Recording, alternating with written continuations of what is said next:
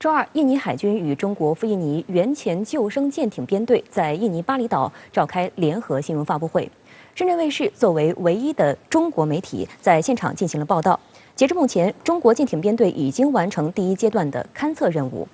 现阶段取得了成果。那么，印尼第二海军舰艇司令伊万少将对中国海军的协助表示感谢。来看深圳卫视特约记者从现场发回的报道。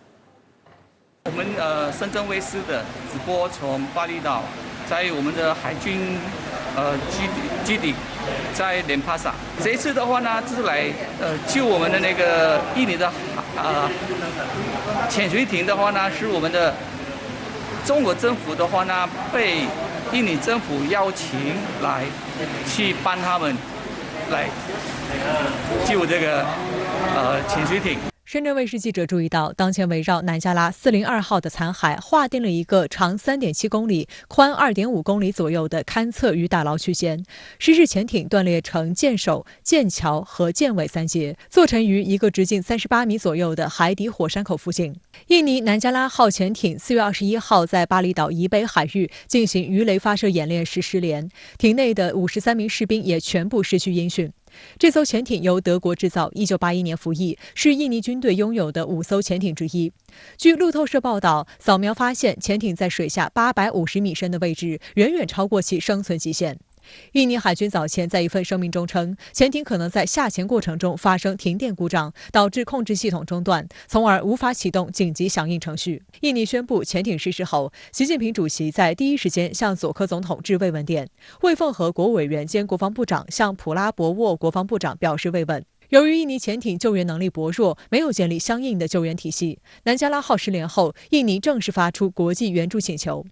美国国防部应印尼要求，已派出一架 P-8反潜巡逻机协助搜救，并表示可以提供水下搜救装备。此外，澳大利亚、新加坡、马来西亚和印度也分别派出救援船前往协助。中国舰艇编队发言人表示，中方于4月26号派出2艘舰船及1艘科考船组成的海军舰艇编队前往失事海域协助救援。 5月1号，编队抵达现场，立即与印尼海军舰艇建立实时通联。5月5号，编队与中科院探索2号科考船会合后，迅速开展水下目标勘察，并通过中国驻印尼使馆武官处与印尼军方建立现场通联、资料物品移交等业务交流机制。据发言人介绍，参与此次救援任务的中方舰艇编队由海军南拖195船、863船以及中科院探索2号科考船组成。编队特别加强了潜水分队、医疗分队、 搜救特装操作分队等数十人。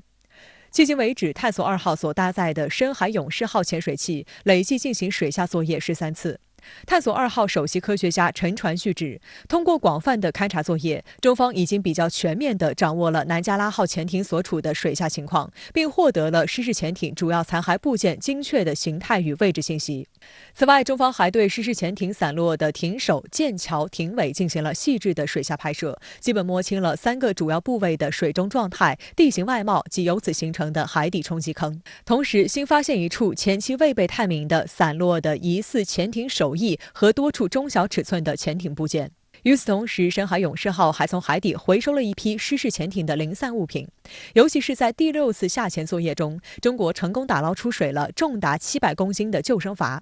对于这些打捞上来的物品，探索2号船上的科学家迅速地进行清洗整理，在做好疫情防控的前提下，将相关勘察数据、水下图片、视频以及打捞上来的物品等毫无保留地及时稳妥移交至印尼军方。 在记者会现场，深圳卫视记者注意到，印尼军方展示了部分潜艇残骸，包括雷达警告接收机天线、水听器阵列部件、艇上技术手册以及艇员救生衣等。目前，编队已从水下目标勘察阶段转入打捞攻坚阶段。 中方舰艇编队发言人强调，大深度水下打捞作业是世界性难题。我们将根据水下目标状态，结合编队实际能力，竭尽全力组织水下打捞作业。联合记者会上，印尼第2海军舰队司令伊万少将特别向中国驻印尼大使馆国防武官陈永进颁发奖章，以表示诚挚的谢意。双方还互相击拳，以示友好。 伊万少将表示，感谢中方所提供的人道主义援助。中方舰艇编队抵达之后，与印尼军方保持了紧密的沟通协作，积极开展调查勘测工作，表现出很高的专业能力与水平。伊万少将还高度评价了中方的深潜器，称其可以在深海区域进行清晰拍摄，极大地提升了水下勘测作业的效率。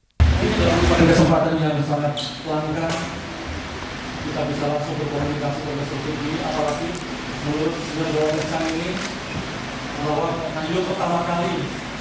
untuk bisa berkomunikasi langsung dengan peserta kalau apalagi dalam situasi conference dari saat ini pertama kali pada dunia. Sehingga saat ini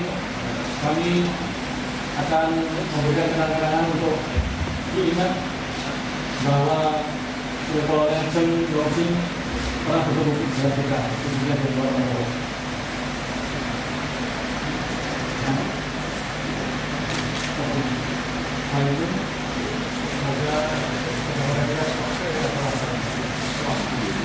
陈永进则回应道：“这是中国和印尼进行的一次重大人道主义救援行动，对巩固和深化两国全面战略伙伴关系，促进两军互信互助与合作意义重大。”值得注意的是，为了更加有效地进行业务交流，在中国驻印尼大使馆的协调下，印尼军方、中国军方、中国驻印尼使领馆、探索2号船科考团队等多方建立了线上沟通机制，通过定期举行视频会议的形式，对于打捞过程中的相关技术问题保持高效透明的沟通。好的，相关话题来连线特约评论员吴健。吴先生你好。今天，印尼与中方在巴厘岛就打捞失事潜艇举行联合记者会。目前，中国海军舰艇编队已将打捞出的首批潜艇物品第一时间移交印尼。印尼军方也感谢中国援助，但有些西方媒体却在恶意炒作，拿所谓军事泄密说事。您对此如何看呢？东盟国家里呢，印尼拥有潜艇的历史仅次于泰国，但它长期缺乏深潜救援能力，像深潜救援平台、救援舱、远潜水中压器等等都没有。这不是印尼不搞，而是它的海军，特别是潜艇舰队规模有限。况且，他们拥有的都是近海潜艇，大多在300米左右深度的浅水区活动。印尼救援船搭配作业蛙人，靠自己的空气潜水装置，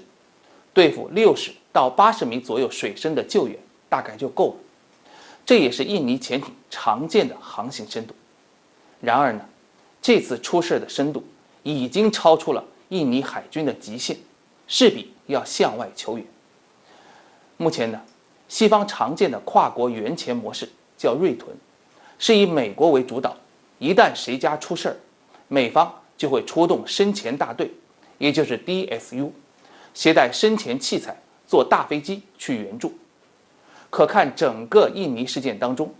美国等西方主要强国基本没怎么出力，而雅加达第一时间求助的新加坡、澳大利亚呢，也对700-800米深的出事潜艇无可奈何，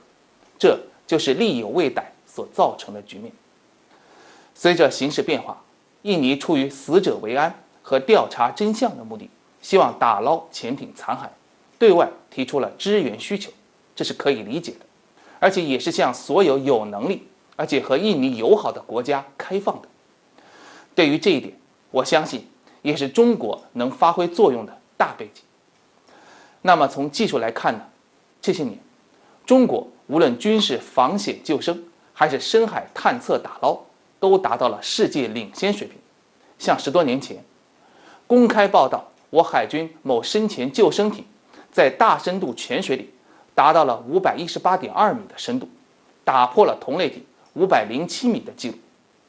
公开的报道看，我们的新式深潜救生艇能够在开灯能见度1米、关灯的能见度为0的恶劣条件下，用声波定位仪、图像声呐精确的搜索，并且能够顺利的和失事潜艇进行对接，形成转移通道。不仅如此，大家更熟悉的蛟龙号等等深潜器更是达到几千米的深度，这都确立了中国深海探测救援的强大地位。还有一点呢，那就是中国真诚平等的开放合作态度，扎实过硬的技术手段，印尼方面是有体会的。我可以给大家看2张照片，那是14年印尼海军学员到青岛的我海军学院参观，亲眼目睹了相关潜艇训练和抢险救捞的设施，可谓行家不打眼。我们的能力，印尼海军看在眼里，记在心头。可以明确地说，随着拥有潜艇的国家越来越多，尽管这给地区安全形势带来了复杂性，会给大家带来技术竞赛的忧虑，但另一方面，随着各国潜艇外出活动的常态化、远海化，一旦出现状况，及时救援的重要性就凸显出来。考虑到时间和能力的因素，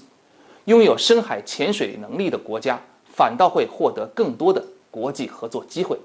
成为军事交往中的特殊渠道。好的，谢谢吴先生以上的分析，也请您保持在线，我们稍后会继续连线您。谢谢。